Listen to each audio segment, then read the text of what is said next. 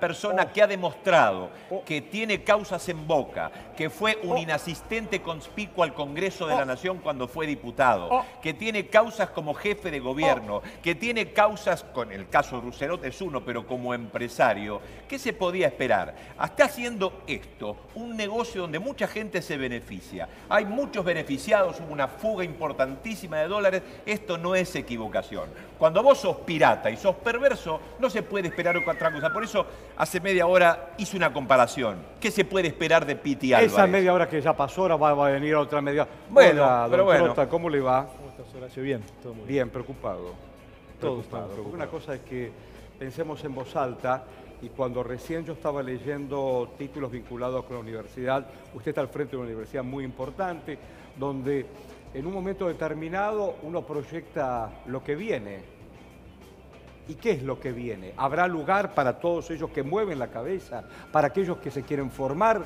Usted ha recorrido, recién le decía fuera de cámara, nuestra América Latina y ha entrevistado importantes dirigentes de nuestra América Latina. ¿Qué nos está pasando ahora? Yo creo que estamos en un momento de mucha zozobra de las sociedades latinoamericanas. Vemos cómo avanzan las expresiones más conservadoras, cómo se empiezan a perder derechos. Y en el caso de Argentina y de Brasil, quizás los dos casos más extremos, en la pérdida de derechos, en el crecimiento de la pobreza, la desocupación, ¿no? Dos gobiernos que tienen quizás una matriz ideológica que termina perjudicando a la mayoría, en el caso de nuestro país, a los argentinos, pero en Brasil también vemos, ¿no? Por ejemplo, Brasil ha presentado el índice de desocupación más alto de los últimos 20 años. Cuando vemos cambio de planes en esta historia de todos los días, más allá de los cambios de gabinete, me parece que las estrategias no son para todos, o las decisiones no van a ser para todos. ¿Usted qué presiente? ¿Qué números maneja? Yo creo que lo peor está por venir en Argentina. Lo peor está por venir. Yo creo que han sido 2 años y medio malos, un año 2016 muy malo, por ejemplo, para los salarios, con una inflación muy alta, del 41% en el 2016, y lamentablemente este 2018 se va a parecer mucho a ese 2016, pero partimos de la base que tanto los sectores medios como los sectores populares no tienen la espalda que tenían en el 2016, cierta capacidad de ahorro. Hoy vemos inclusive muchos sectores medios y muchos sectores populares que se han endeudado para intentar sostener capacidad de consumo. Nosotros leemos todo, y también leemos la UMED, la universidad que usted está al frente. Sí. Y los números son alarmantes, sobre todo los de inflación. Los de inflación son, la verdad, muy preocupantes y vemos la inflación del mes de junio ha sido del 3,5%. Es una barbaridad. La más alta en 2 años. En el caso de los alimentos, ¿no? Claro. La inflación fue del 4,1%, la más alta desde enero del 2016. En solo 6 meses tuvimos una inflación del 16,1%, o sea, se superó. Yo digo el mundo de los trabajadores. Este país nuestro querido se hizo y se construyó con laburantes, con los hijos de los laburantes que tuvieron la oportunidad de estudiar, de formarse, de tener oficios, tener profesiones. Estamos en un declive. Sí, Sí, así de una. yo creo que sí. Sí, de una. Comparto con Trota lo que señalaba de que la crisis está iniciando. Todavía no sabemos el impacto que va a traer la dolarización de la economía, el impacto de la devaluación, pero me parece que también hay que señalar que no venimos de hace 2 años y medio mal. El macrismo vino a profundizar una crisis que ya tenía el país. El macrismo vino a profundizar. Claramente, los problemas que ya existían en la Argentina los agravó. O sea, pero había problemas, o sea, no veníamos de Noruega. Nosotros también tenemos que asumir que la democracia está en faltante con la sociedad. A ver, yo te hago una pregunta, no sé cuál es la persona. Hola, Alessandro, ¿cómo le va? Gracias por venir. Vamos a profundizar también el tema mal llamada clase pasiva, porque están más activos que nunca para ver cómo llegan a fin de mes. Pero volviendo, según lo que uno lee, la sensación térmica y algunos analistas, en esta vuelta del reloj de arena hay tiempos que se van agotando. ¿Usted cree que a lo mejor tiempos que se precipitan, nadie quiere que caiga un gobierno, pero como están dadas las cosas, ¿usted cree que pueden jugarse un adelanto de elecciones? No sé si hay un adelanto de elecciones, pero sí creo que la crisis de gobernabilidad, por llamarlo de un modo, de Cambiemos, se inicia en la reforma previsional. digamos, de diciembre a esta parte, el gobierno no para de cometer errores y perdió la confianza. Digamos, la gente en el 2017 votó sabiendo que estaban las cosas mal, pero con la expectativa que podían llegar a estar mejor. Tal cual. Ahora ya la expectativa no es que va a estar mejor, sino que va a estar peor, como dice Trota, porque la vuelta al FMI implica recortes, porque las universidades están mal, porque los trabajadores están mal. Digamos, hay una idea de que todo va a estar peor. Leo. World of Opportunities se llamaba el prospecto que presentó Mauricio Macri y su equipo económico a todos los organismos internacionales del estado de bienestar que se vivía en la Argentina, el desendeudamiento que había en la Argentina y cómo se podía prosperar acá. Ellos para afuera mostraron que estábamos muy bien para endeudarse. Entonces yo me baso en eso. Para endeudarnos. No éramos Dinamarca, pero sí éramos el país más potencialmente posible en oportunidades y en inclusión de toda América Latina. Tal cual. Éramos lo mejor. Entonces recibieron un país maravilloso en comparación a De la Rúa, en comparación a Menem, en comparación a Alfonsín, en la dictadura. Un país maravilloso, desendeudado y con mucha inclusión social. Muchos estudiantes. Ayer estuve en la Universidad también de La Matanza.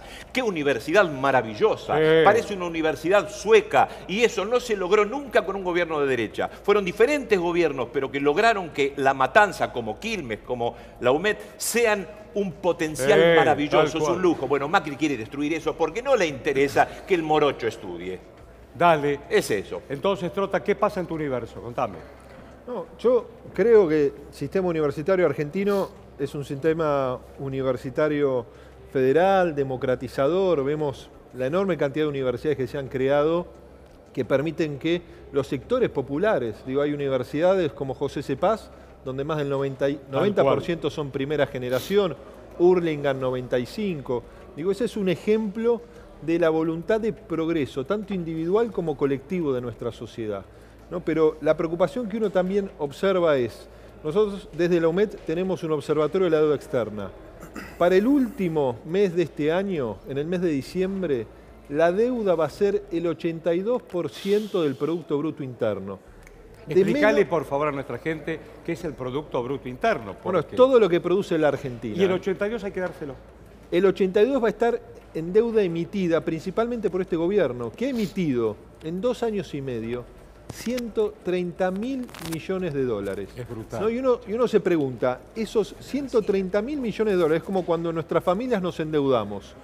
Cuando uno se endeuda es para intentar comprar un auto, una casa, un bien importante para nuestro hogar. Tal cual. Ahora, la Argentina toda se endeudó en esos números y el bienestar no vino, porque esa deuda no fue para el desarrollo, fue, entre otras cosas, para sostener el negocio financiero, la timba financiera y la enorme fuga de capitales, porque como a la mayoría de los argentinos nos ha ido mal en estos 2 años y medio, hay a otros argentinos y no argentinos que vinieron a especular que les ha ido muy bien y han tenido tasas de rentabilidad muy grandes. Y el gobierno, al momento de tomar sus decisiones, ¿sobre quién hace caer el esfuerzo?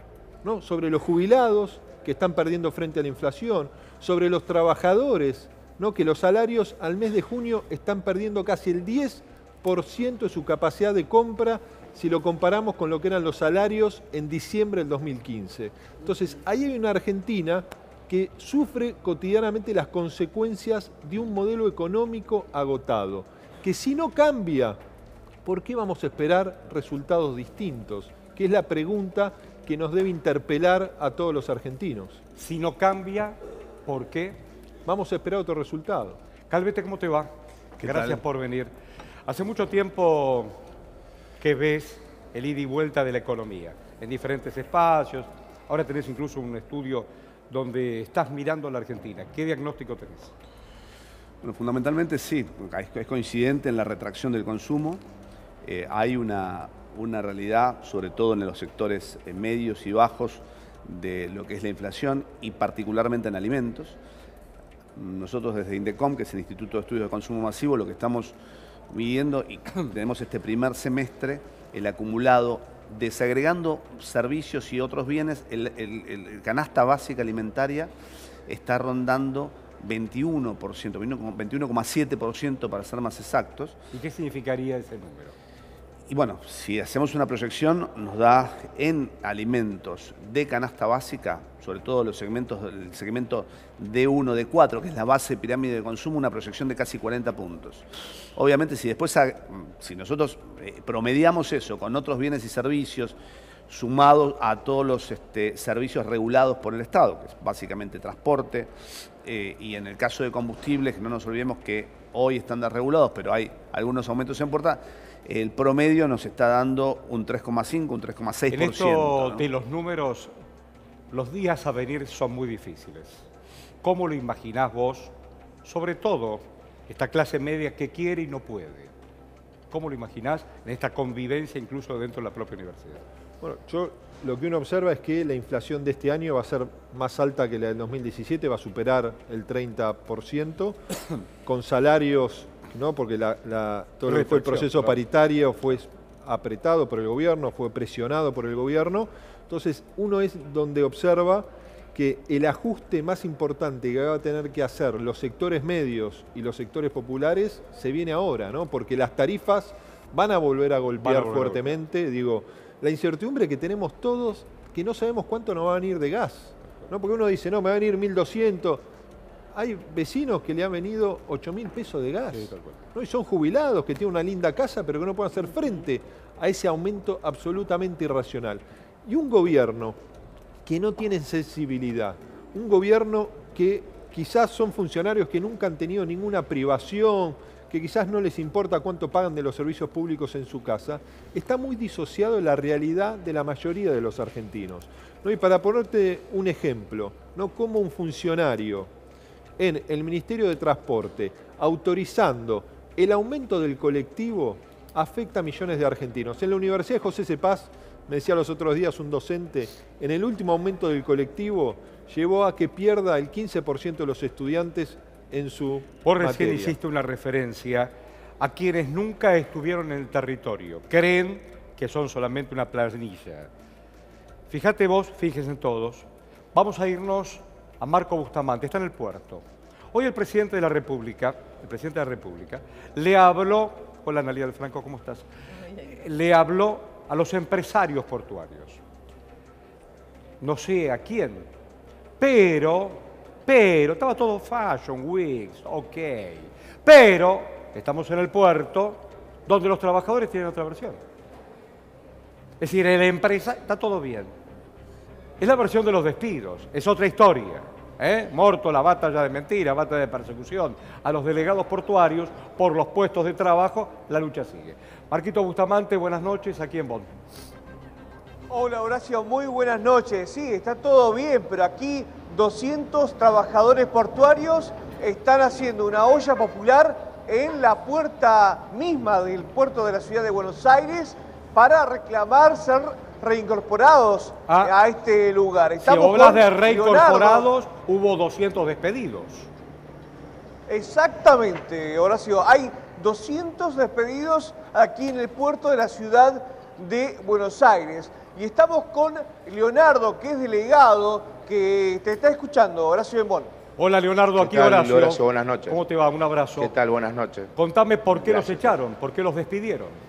Te quería corregir en un principio algo. Dale. En realidad nosotros no están, los 200 compañeros no están despedidos. La empresa en la cual trabajamos por una baja de volumen nos procedió a hacer un procedimiento preventivo de crisis y notificó a los compañeros de que si el Ministerio de Trabajo le da curso al procedimiento preventivo de crisis, van a estar despedidos.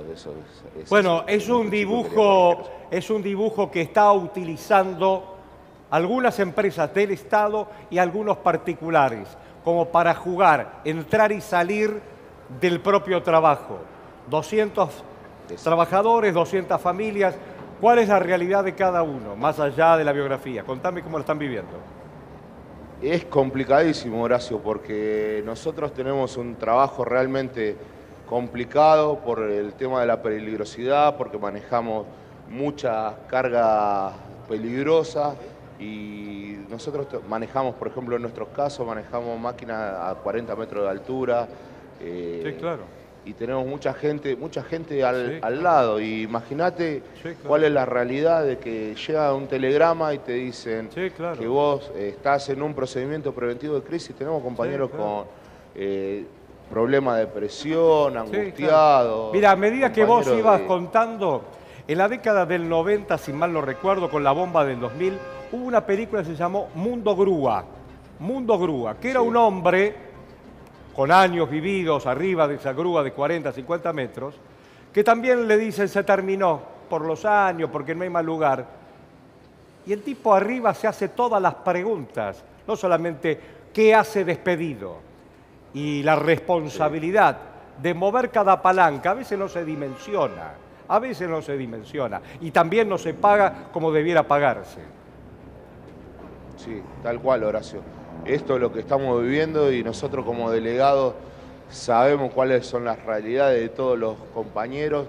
Y por ahí el Ministerio de Trabajo y AGP, que es la entidad que tiene que tomar las decisiones sobre el puerto, la Administración General de Puerto, muchas veces sabemos que no tiene ningún tipo de reparo en cada persona, porque ellos ven un número y realmente nosotros vemos compañeros, sabemos que tienen familia y sabemos cuál es la realidad. Decime, ¿cómo puede ser que hoy los empresarios portuarios le dijeron al presidente que nunca ganaron tanta plata?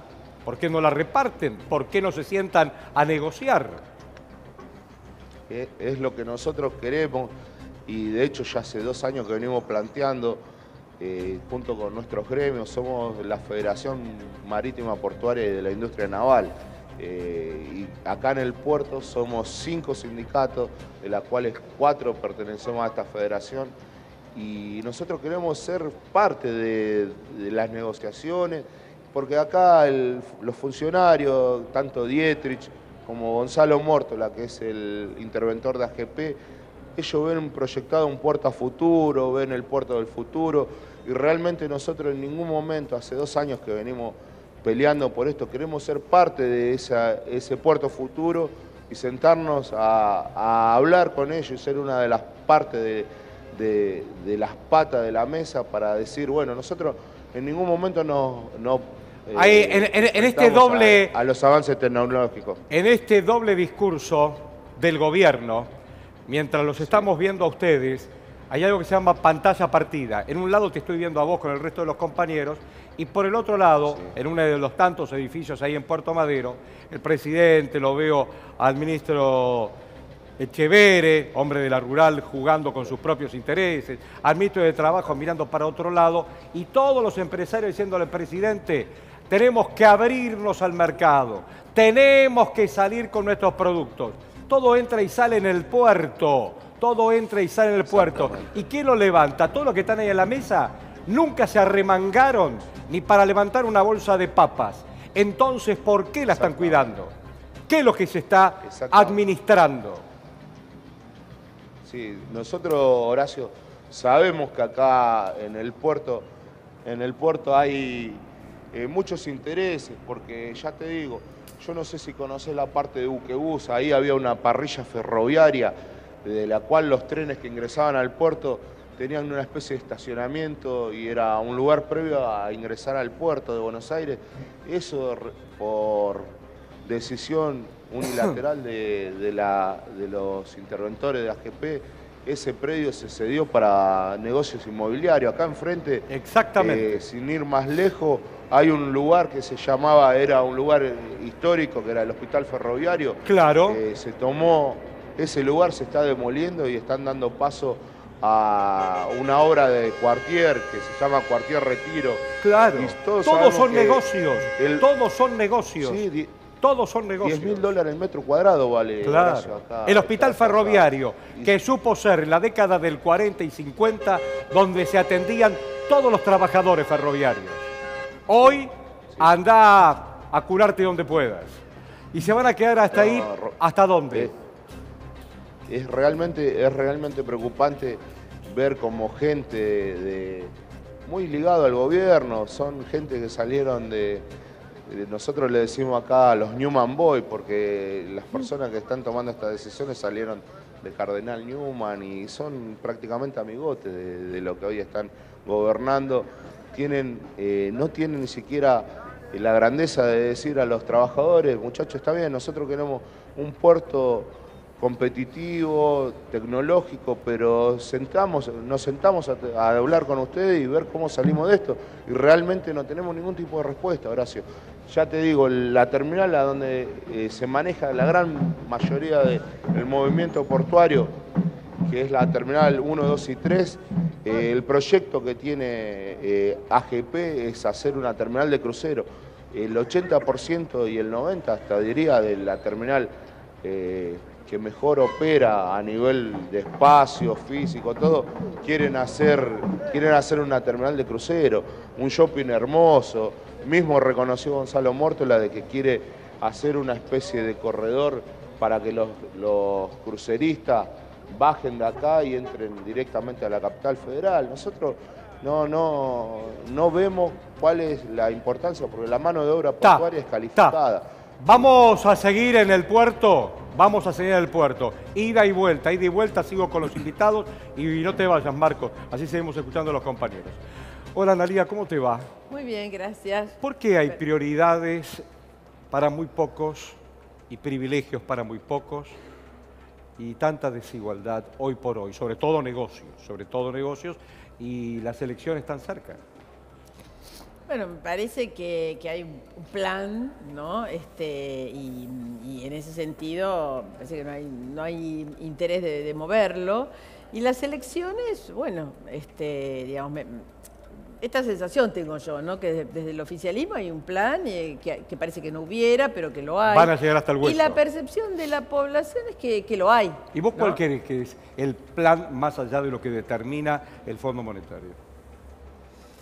Y yo creo que hay como un empecinamiento, para decirlo sencillamente, una especie de empecinamiento de hacer un orden y un ajuste a cualquier costo. A cualquier costo. A cualquier costo. Mirá que el 90 fue bravo, Mirá que el claro, 90 es a fue cualquier bravo. costo y bueno, y también con una sociedad y con del otro lado una oposición que, digo, como que los agarró muy rápido. ¿No? Digamos, todo se desbarrancó. ¿Vos crees que no están armados, que no están consolidados? Después hablando específicamente del peronismo, después de 12 años digamos, de estar en el poder y de ser el partido de gobierno, estar en la oposición cuesta un rato y además hay como una situación también complicada. Cuesta un rato. Bueno, hay que organizarse más rápido. Eso va más allá de los líderes y candidatos. Exacto, sí. Así es. Bueno, ahora tendrán que votar el presupuesto 2019, vamos a ver quién se pone de acuerdo. Así es, sí. Que toda la vida al peronismo le costó ser un partido de oposición, porque fue creado como un partido de gobierno. Entonces toda la vida siempre le costó adaptarse. Lo que me quedé pensando es, veíamos al trabajador portuario y estaba con una campera de la CGT. Sí. Digo, ¿cuál es el rol del triunvirato que hace pocas horas supimos que va a continuar en el cargo? Digo, hace 2 años que el triunvirato, Daer, Schmidt y Acuña están al frente de la central obrera y asistimos a situaciones de máxima tensión entre la cúpula y la base. ¿Usted cree que negocian ¿Cuántas veces vimos que le robasen una trela a la CGT en la historia? Muy pocas veces. Digo, la base está muy candente y la cúpula pareciera como que no da respuestas a la crisis laboral. Digo, se llaman trabajadores portuarios, trabajadores de Telam. Digo, hay crisis laboral por todos lados. ¿Hay mucha gente a la intemperie, Trota? Si uno ve cómo ha crecido la desocupación, para ponerte un ejemplo, Horacio, se han destruido, tenemos un observatorio de empleo nosotros que medimos eso, 70.000 puestos de trabajo en el sector industrial. Una cancha de River y media. Tengamos en cuenta que el sector industrial tiene salarios superiores a la media, un 20% por arriba de la media, y es un sector del empleo que genera empleo en los demás, porque el sector industrial genera empleo en el sector portuario, genera empleo en el comercio.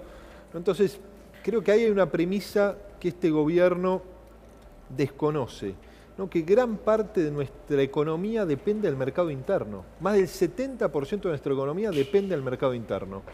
Y el mercado interno se dinamiza con salario, con jubilaciones, con consumo interno, ¿no? Que es lo que viene perdiendo constantemente desde que gobierna Macri. Entonces, es ahí donde tenemos un problema estructural, ¿no? Y que el gobierno, al tomar las decisiones, termina siempre ajustando en los sectores que son los que pueden darle vida a la economía argentina. ¿Alguien quiere ir a comprar un medicamento? Sobre todo si ya me jubilé o soy un pensionado. Y no voy a llegar nunca. No voy a llegar nunca. Aparte están decididos a que yo no llegue nunca. Si te morís antes, fenómeno, me ahorro una pensión o me ahorro una jubilación. ¿Cómo venimos, don Cristian? Bueno, a ver, cuando yo escucho hablar del gobierno, yo la verdad que ya no le digo el gobierno, es el desgobierno. Ah, mire usted. Esto no es un gobierno, es un desgobierno.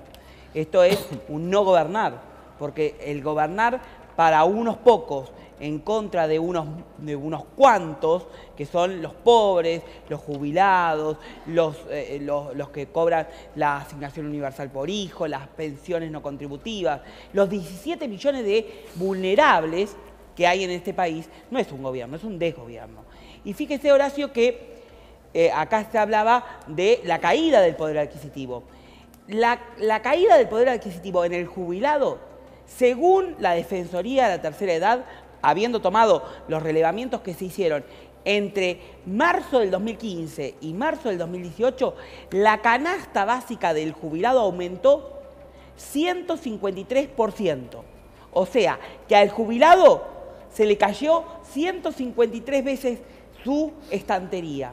¿Y saben cuánto aumentó el salario del jubilado de la mínima, que son 3,5 millones? Desde el 2015, marzo del 2015, cuando se daba el primer aumento del 2015, a junio del 2018 aumentó solamente 111%. Nada. O sea, 111% de ese aumento para un jubilado de la mínima frente a un 153% de la canasta.